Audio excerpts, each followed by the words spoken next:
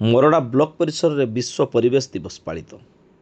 मयूरभंज जिला मोरडा ब्लॉक कार्यालय परिसर में एवं ब्लॉक 20टी पंचायत रे आज जून 5 तारिख में गुरुवार सकाल 8 विश्व परिवेश दिवस पालित होईछि।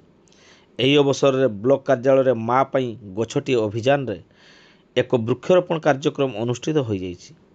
बीडीओ अनाकार नायक को तत्वावधान में अनुष्ठित कार्यक्रम रे ब्लॉक अध्यक्ष पृथ्वीनाथ सोरेन, समिति सभ्य तनय दास, सहकारी जंत्री सुशांत नायक, कनिष्ठ जंत्री सहित ब्लॉक कर्मचारी उपस्थित थे।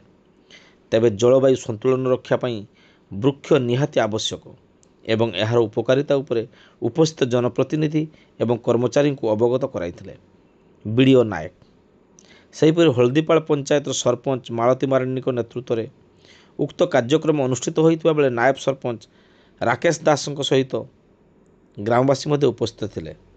गछ आम जीवन एवं गछ को न काटिबा सरपंच मारंडी समस्त को परामर्श देते।